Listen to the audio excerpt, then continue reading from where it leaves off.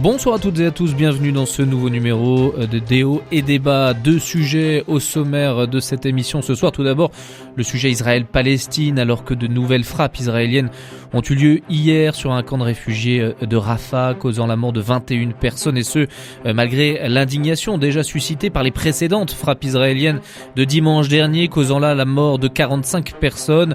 Le sujet devient de plus en plus électrique en France, alors qu'un drapeau palestinien a été brandi en séance à l'Assemblée nationale par un député LFI à l'encontre des règlements internes de l'Assemblée nationale, et qu'Emmanuel Macron a déclaré ne pas vouloir franchir encore le pas de la reconnaissance de l'État palestinien sous le coup de l'émotion.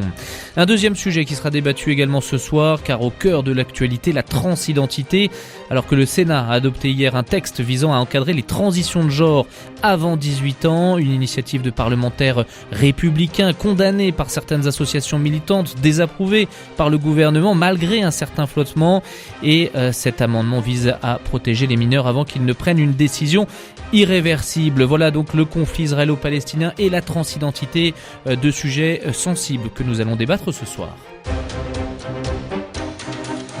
Des hauts et des bas, Thomas Cochebray sur RCF Anjou. Deux invités, deux débatteurs ce soir. Claire Schweitzer, bonsoir. Bonsoir. Merci d'être avec nous, conseillère régionale, municipale et communautaire dans l'opposition à Angers, membre de la France Insoumise. Maxence Henry, bonsoir. Bonsoir. Merci d'être avec nous également, adjoint au maire d'Angers en charge des quartiers, Roseraie, Madeleine, Justice, Saint-Léonard, encarté aux Républicains. Donc le premier sujet, je vous le disais, Israël-Palestine. Je commence tout de suite par ce qui a fait polémique ces derniers jours. Le député La France Insoumise qui brandit un drapeau palestinien à l'Assemblée nationale à l'encontre de tous les règlements internes de l'Assemblée nationale. On a pu entendre Bruno Retailleau, le patron des sénateurs LR, qui déclare que LFI est la honte de la République, qui hystérise le débat. Je fais réagir tout d'abord Maxence Henry et après vous, Claire Schweitzer. Évidemment, de toutes les façons, à la base, c'est une faute, une erreur par rapport au règlement intérieur de l'Assemblée nationale. Aucun drapeau ne peut être brandi si ce n'est le drapeau français. Point. Donc là, tout est dit. Et donc, la sanction est tout à fait légitime, probablement proportionnée. Je pense que c'est en tout cas la règle du règlement intérieur. Et donc, il n'y a pas de débat sur le sujet. Voilà. Par rapport à cet incident, j'entends en séance.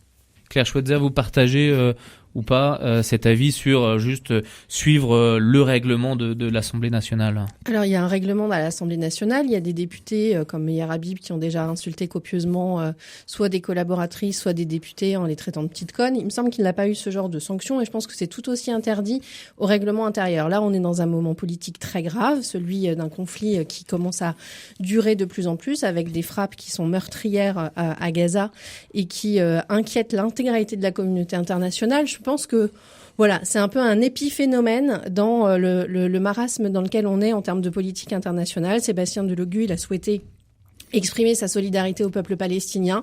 Il l'a fait de manière peut-être provocante pour certains, mais il l'a fait avec un sentiment de justice et pour la paix. Et de ce point de vue-là, je trouve que s'il y a règlement intérieur et qu'il a été effectivement qu'il a été non respecté, ok, mais 15 jours de suspension, sortie manu militari. Donc il y a deux poids, deux mesures. Alors que bon...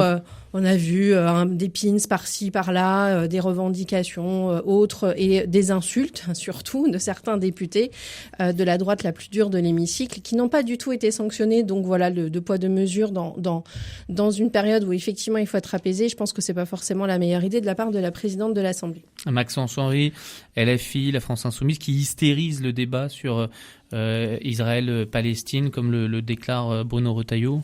Oui, bien sûr. Et je crois que c'est un peu le fonds de commerce de LFI en ce moment, au moins au niveau national, que d'hystériser le débat et que de tout faire pour ramener à lui toutes les personnes probablement issues de l'immigration avec un islamo-gauchisme qui est globalement affirmé de la part de LFI. Et donc, j'allais dire rien de nouveau sous le soleil, quoi. C'est vraiment la signature propre de LFI, et que là où il faudrait plutôt essayer d'apaiser les choses, eh bien LFI remet régulièrement de l'huile sur le feu dans une situation qui, comme ça vient d'être dit, est effectivement par ailleurs dramatique. Claire Schweitzer, Bruno Retailleau disait « Je dénonce l'attitude communautariste de LFI. Monsieur Mélenchon drague l'électorat musulman et à travers l'antisionisme, c'est le masque de l'antisémitisme. » Non, mais je sais même pas s'il faut répondre à ce genre d'attaque. On est dans une période où à partir du moment où on prend la défense et on s'insurge contre ce qui arrive au peuple palestinien, on est traité d'antisémite. Et à l'inverse, si on s'insurge comme on l'a fait et comme je l'ai fait au 7 octobre contre ce qui s'est passé en Israël et contre l'affreux massacre qui a eu lieu à ce moment-là, et c'est de la même manière, on est traité de raciste. Donc à un moment donné, il faut juste recentrer le débat. On est dans un conflit qui est très complexe. Il n'y a pas de question d'hystérisation du débat. Il faut mettre ce débat, et le débat, j'espère qu'on va y arriver, concret de la reconnaissance de l'État palestinien. C'est pas nouveau quand même, le conflit israélo-palestinien, c'est quelque chose d'ancien. Et là, on a l'impression qu'on découvre quelque chose. Mais est-ce que LFI ne s'en sert pas par clientélisme ? Mais vous pensez, cette manière d'essentialiser une communauté en disant on va aller draguer l'électorat musulman, mais en fait, c'est dans le fond, c'est quand même quasiment raciste d'essentialiser à ce point les gens en leur disant à ce point, c'est simplement parce qu'on prend le parti de la paix et qu'on demande un cessez-le-feu et qu'on demande la paix au Proche-Orient que tout d'un coup on serait en train de draguer un électorat musulman dans les quartiers populaires. Enfin, c'est horrible, c'est essentialisant et c'est à la limite raciste parce qu'on n'est pas allé demander l'avis de tout le monde et je pense que tous les habitants des quartiers populaires, tout ce qu'ils veulent, c'est la paix. C'est arrêter de s'inquiéter éventuellement s'ils ont des proches dans ces pays-là qui souffrent de la guerre et c'est mettre en confrontation permanente les religions dans notre pays, que ce soit les juifs qui habitent en France ou les musulmans qui habitent en France, et aussi les gens qui n'ont pas de religion, parce qu'on va le rappeler une énième fois, il y a 70% de la population qui se revendique ne pas être croyant, ne pas être pratiquant, donc on leur fout la paix avec la religion, et se dire qu'on veut la paix. Et nous, ce qu'on réclame, c'est un cessez-le-feu, une prise de responsabilité du président Macron pour qu'il demande le cessez-le-feu et d'arrêter justement d'essayer d'opposer systématiquement les Français entre eux sur la base d'un conflit qui ne leur appartient pas. Alors, moi, si je puis me permettre, d'abord, il faut pas tout confondre. D'abord, je suis très heureux et je l'ai toujours reconnu qu'effectivement, vous avez reconnu les massacres du Hamas le 7 octobre. Ça n'a pas été le cas. Ça n'est pas le cas de tous les adhérents et tous les élus de LFI. Mais vous le faites et à mieux. Et personne ne vous a jamais traité de raciste parce que précisément, vous, comme nous tous, vous affirmiez que le Hamas est une organisation terroriste et que le 7 octobre, il y a bien eu des massacres de la part du Hamas. Ça, c'est un premier point. Là, parce que là, vous vous adressez personnellement à Claire Schweitzer ou en tant qu'élu. Absolument, oui, parce que et Claire Schweitzer disait quand je dis qu'il y a eu effectivement attaque terroriste, on me traite de raciste. Non, c'est pas vrai. En tout cas, à Angers, ça n'a jamais été le cas. Je ne crois pas qu'on vous ait traité de raciste sur le sujet. Après, il y a la question. D'abord, je pense que c'est pas d'abord une guerre de religion. On va pas non plus tout ramener à la religion. En l'occurrence, c'est pas forcément le cas. Et par ailleurs, il y a effectivement la réalité de l'État palestinien. Et pour moi, incontestablement, c'est une nécessité. Ça aurait dû être fait depuis bien longtemps d'ailleurs, de reconnaître l'État palestinien. Et il faut bien distinguer Vous comprenez pas que le Hamas Emmanuel de l'État Macron palestinien. Disent qu'il faut attendre, pas agir sous le coup de l'émotion. Mais l'État palestinien s'est revendiqué État depuis 1988, ça fait 35 ans en fait. On est d'accord que ça aurait dû être fait plus longtemps. Macron qui va nous dire on est sous le coup de l'émotion. Enfin, ça fait. J'ai repris les chiffres actuels. 146 membres sur les 193 de l'ONU reconnaissent l'État palestinien. Voilà. Le Vatican reconnaît l'État palestinien pour informer complètement nos auditeurs qui sont peut-être plus intéressés par ce sujet-là aussi. Donc on attend quoi en fait ? Donc on doit mettre ça en place. Et quand j'entends qu'il faut encore un petit peu attendre, il faut vraiment une volonté de la communauté internationale de pousser le gouvernement d'extrême droite de Benyamin Netanyahou à cesser le feu et à enclencher Mais qu'est-ce que la ça reconnaissance. changerait cette reconnaissance-là ? C'est quoi ? C'est faire pression en fait sur Mais bien sûr. Netanyahou ? Oui. Une pression politique, médiatique. Et faire pression aussi sur les Israéliens dans leur globalité qui, pour une partie, soutiennent le gouvernement de Benyamin Netanyahou. Il y a aussi toute une partie dont, quel que soit le camp politique, on a un peu de mal à parler. Ce sont tous les Israéliens qui demandent la paix. Et il y en a beaucoup. On voit les manifestations à Tel Aviv qui revendiquent la paix et le cessez-le-feu parce qu'ils savent très bien qu'en fait, c'est sans issue. Hein, la façon dont le gouvernement israélien traite la question, c'est bombarder. On sait très bien que le Hamas, qui est présents dans la bande de Gaza, vous tuez un et il y en a d'autres qui apparaîtront parce qu'on est dans un système qui s'auto-alimente en fait. On peut pas arrêter comme ça en bombardant l'intégralité de la population et justement en les poussant au bout du désespoir de voir leurs enfants quand même mourir sous les bombes avec régularité. On est d'accord qu'il y a probablement une réponse disproportionnée de la part d'Israël sur le sujet. Qu'Israël se défende, c'est légitime, mais il faut une réponse proportionnée. Or, en l'occurrence, on est depuis quelques mois, je parle évidemment pas du mois d'octobre, mais là on est le 30 mai, on est sur une réponse qui est globalement disproportionnée. Et donc ça pose une difficulté et l'objectif n'est pas de rajouter du drame et de l'horreur à l'horreur. Et que les dizaines de milliers de morts, c'est évidemment beaucoup trop, et bon, même si la guerre, il y a toujours eu des morts, mais là on va un peu loin. Après la question de l'État palestinien, oui, bien sûr que la France doit reconnaître un État palestinien. Peut-être pas le 30 mai en plein conflit. Bon, mais ça fait 7 ans qu'Emmanuel Macron... J'entendais Bellamy qui disait que ça serait donner raison au Hamas. Finalement. Mon Dieu, mais quelle horreur en fait. Mais non, je ne pense... Alors, vous voyez, pourtant, Dieu sait que je soutiens François-Xavier Bellamy et que j'ai beaucoup d'estime et d'amitié pour lui. En l'occurrence, je pense que d'abord, on aurait dû le faire beaucoup plus tôt. La France aurait dû le faire beaucoup plus tôt. Pourquoi pas sous Emmanuel Macron, mais même avant. Et que c'est une erreur de ne pas le faire. Alors, il faut probablement pas le faire aujourd'hui. Mais est-ce que l'autorité palestinienne n'est pas phagocytée par le Hamas? Non, il faut distinguer les choses. Faut connaître. Israël a mis en place. Attendez, on va laisser finir Maxence Henry. On arrive parfois à s'entendre avec la Schweitzer. J'entends politiquement, bien sûr, et que là-dessus, je suis assez d'accord. Il faut distinguer le Hamas de l'État palestinien. Si on ne distingue pas le Hamas de l'État palestinien, on ne peut pas avancer. Il y a une organisation terroriste, c'est le Hamas. Mais l'État palestinien ne se réduit pas au Hamas. Et donc, il faut effectivement cette reconnaissance. Et puis on gagne bien gagner les élections aussi. Oui, mais c'est un autre sujet. Mais d'accord, mais ils ont gagné les élections. C'était eux qui représentaient finalement l'autorité palestinienne. Mais peut-être, c'est compliqué la question. La Palestine est un État occupé pour l'instant par les Israéliens. Emmanuel Macron a été élu président de la République française. C'est pas pour autant qu'on va considérer que tous les Français sont Emmanuel Macron. Non, c'est pas vrai. Bon, ben c'est pareil pour l'État palestinien. On va pas réduire un État à son représentant. Et surtout, le rôle d'Israël dans la répartition du pouvoir en Palestine. On sait très bien, et c'est documenté, que le gouvernement a fortement soutenu le Fatah pour qu'il soit l'organe dirigeant en Cisjordanie, et que ça les arrangeait bien que le Hamas... et que du coup la situation soit divisée et qu'il y ait deux têtes au pouvoir. Mais on est dans une situation d'un État qui est occupé, et à partir du moment où il y aura une reconnaissance, y compris de l'ONU, qui va permettre aussi de mettre un peu de pression au gouvernement israélien, mais qui va aussi permettre de doter les Palestiniens d'une nationalité, de ne plus être des apatrides, de ne plus être des réfugiés, de ne plus être bloqués dans cette bande de Gaza où finalement ils sont enfermés, donc de pouvoir peut-être éventuellement aller en Cisjordanie où il faudra régler d'autres problèmes, les 900 000 colons qui occupent la Cisjordanie de manière totalement illégale.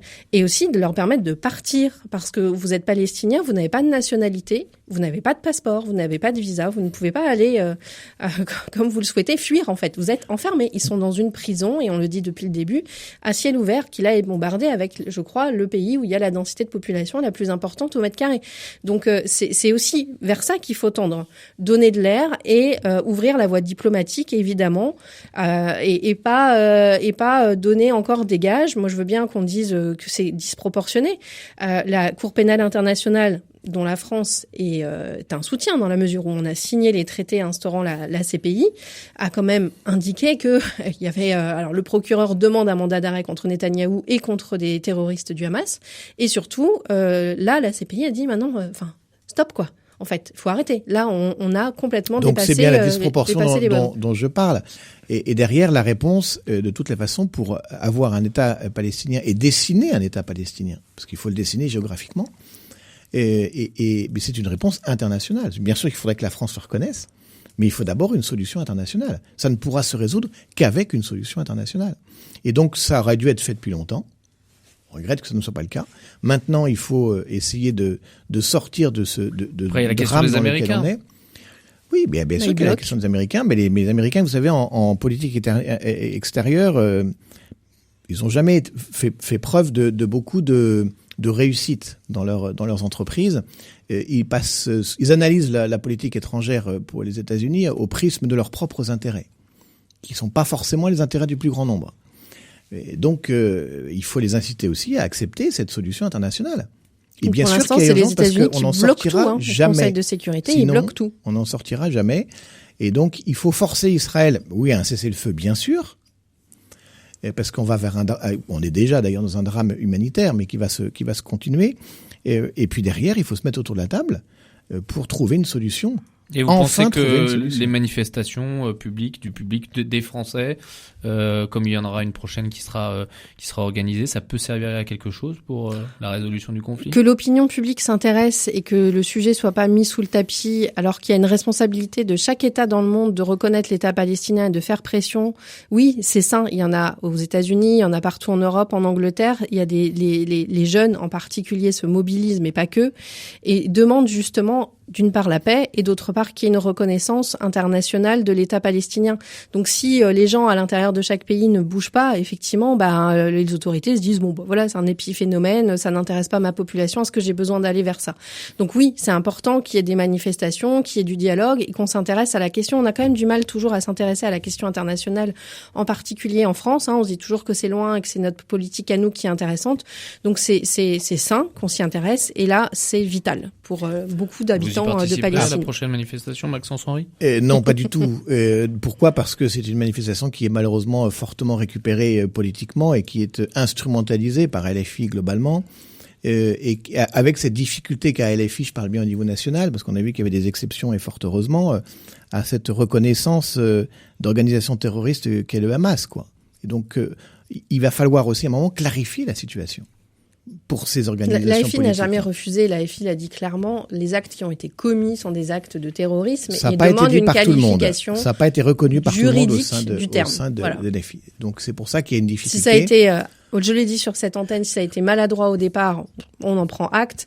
Mais ce qui a été redit et redit ensuite, c'est de toute façon, oui, il n'y a aucune difficulté à reconnaître ces actes-là. Je salue votre clarification qui n'est pas nouvelle là-dessus. On est complètement d'accord et grand bien vous en fasse. Mais c'est pas le cas de tout le monde dans votre parti. C'est comme ça, il faut l'assumer. En tout cas, il y a effectivement, pour synthétiser, cette urgence à reconnaître l'État de Palestine et surtout sortir de cette guerre qui est évidemment dramatique. Claire Schweitzer, Maxence Henry, on fait une courte pause et on se retrouve tout de suite pour la suite du débat. Des hauts et des bas sur RCF Anjou.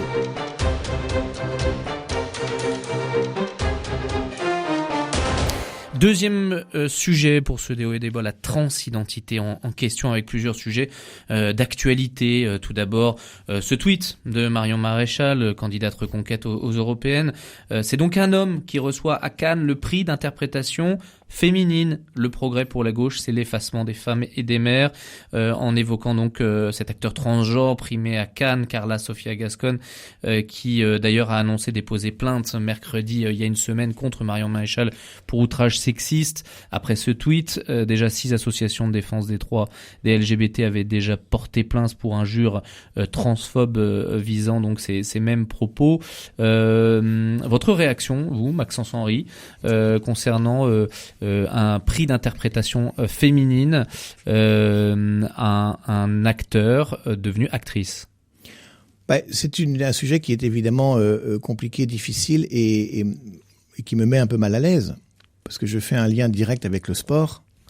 Et quand vous voyez un sportif transgenre, homme, concourir avec des femmes qui évidemment remportent globalement tous les prix parce que c'est avant tout un homme avec des chromosomes XY, quoi, globalement. Bon. Et bien forcément, il rafle tout. Et donc les femmes commencent à s'en émouvoir, les sportives, en disant mais attendez, à ce rythme-là, on gagnera plus jamais. Et donc c'est un peu, alors pendant est un petit peu différent au niveau du cinéma, mais on peut quand même faire un lien. Et moi, ça me pose réellement question, c'est-à-dire que à un moment, les gens ont le droit de vouloir ce qu'ils veulent, je veux dire, en termes d'identité sexuelle, s'ils s'y reconnaissent pas, pourquoi pas. Bon, je veux dire, c'est leur problème, mais ça reste avant tout un homme ou ça reste avant tout une femme. Je veux dire que pour moi, il y a une réalité le sexe biologique prévaut sur tout le reste. Voilà. Alors je sais que pas forcément être d'accord avec Claire Schweitzer, mais pour moi, c'est le sexe biologique qui prévaut sur tout le reste. Claire Schweitzer, qu'est-ce que vous en pensez, vous, de cette polémique autour de cet acteur-actrice ? Alors, je la trouve d'une violence absolue vis-à-vis de toutes les personnes trans ou qui sont à l'heure actuelle en transition et qui recherchent en fait leur vérité intérieure sur leur genre. C'est d'une violence mais inouïe. C'est quelque chose qui ne doit pas du tout passer à l'heure actuelle.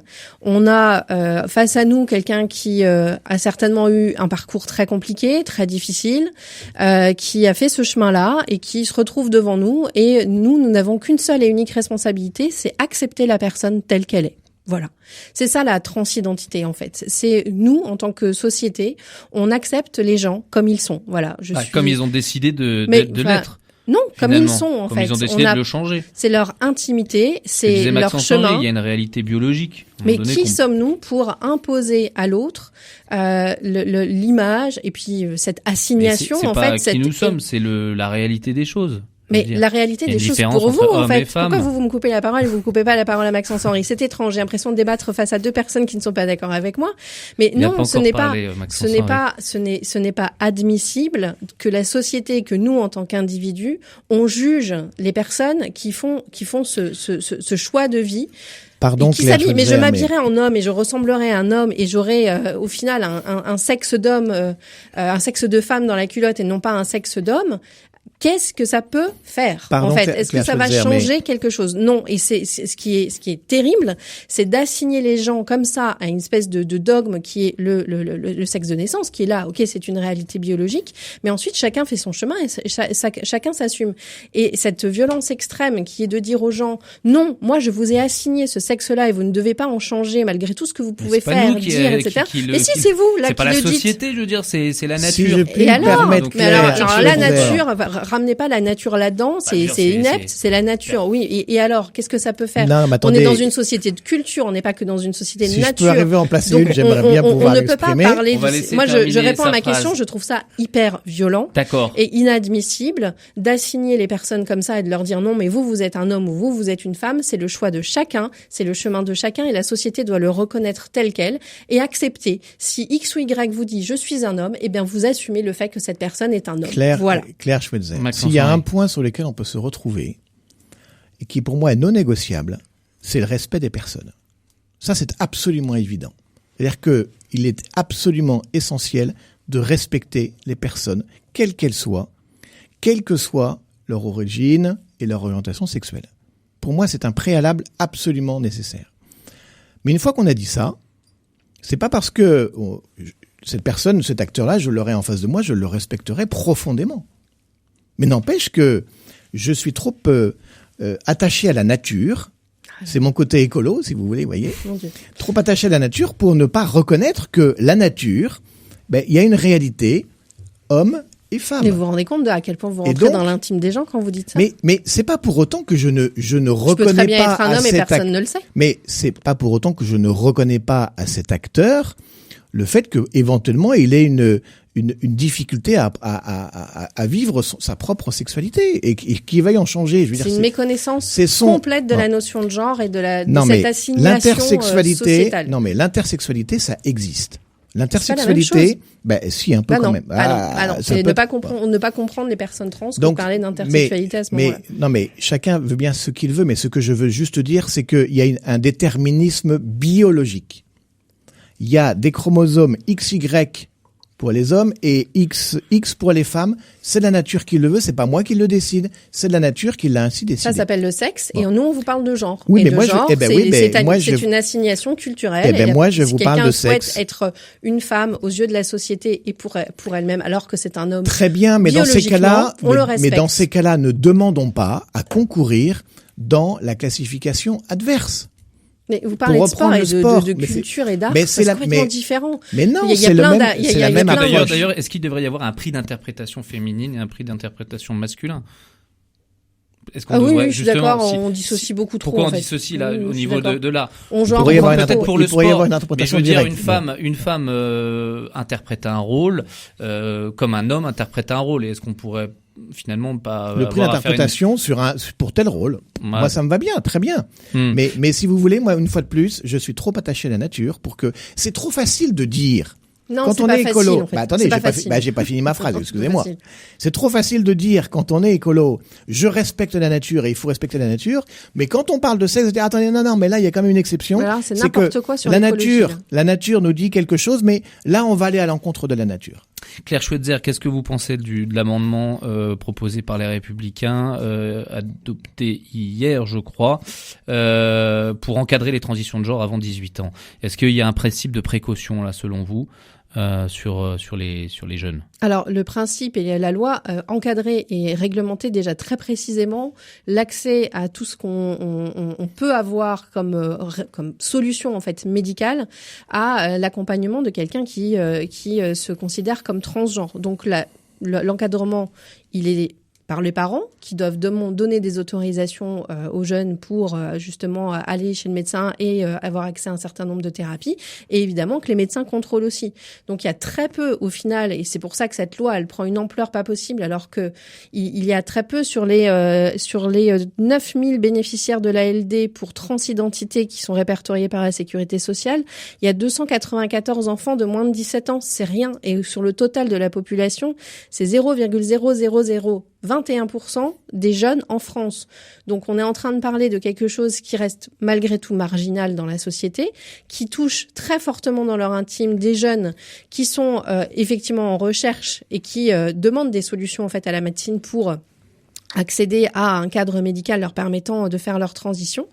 Et il y a déjà tout ce qu'il faut en fait. Il y a donc déjà tout le recul pris. Mais bien sûr que ça sert à rien. Il y a tout ce qu'il faut, sauf qu'on peut le faire quand on est mineur encore en France. Je vous rappelle juste mais que l'Angleterre est en train de revenir en arrière. Parce que les Anglais, qui étaient très en avance sur nous sur ce sujet, se rendent compte que des dégâts que ça peut générer. Et donc, je suis, moi, très favorable. C'est pas parce que c'est les LR qui le proposent, mais si c'était n'importe quel autre parti, je serais de la même manière favorable. Je suis très favorable à ce que cela ne puisse pas se faire avant la majorité. Pourquoi ? À 18 ans, c'est débrouille-toi avec tous les problèmes que tu as eu pendant toute ton adolescence, parce que justement, débrouille-toi, mais il y a une majorité. Le caractère irréversible des jeunes qui se suicident pendant leur adolescence, justement parce qu'ils n'ont pas réussi à accéder aux thérapies. Ben non, l'irréversible, il est des deux côtés. Il est des deux côtés, l'irréversible. Mais si, il est de deux côtés, et ça, il faut l'assumer. Le suicide, c'est la première cause de mortalité chez les jeunes, mais ça n'est pas pour des questions de transition de genre. Ce n'est pas d'abord pour des questions de transition de genre. J'ai jamais dit ça. Mais le caractère irréversible du suicide, il est bien là. Il y a plein de jeunes qui sont suicidés l'année dernière. Raison pour laquelle je suis contre le suicide assisté, mais ça, c'est un autre débat. Intéressant.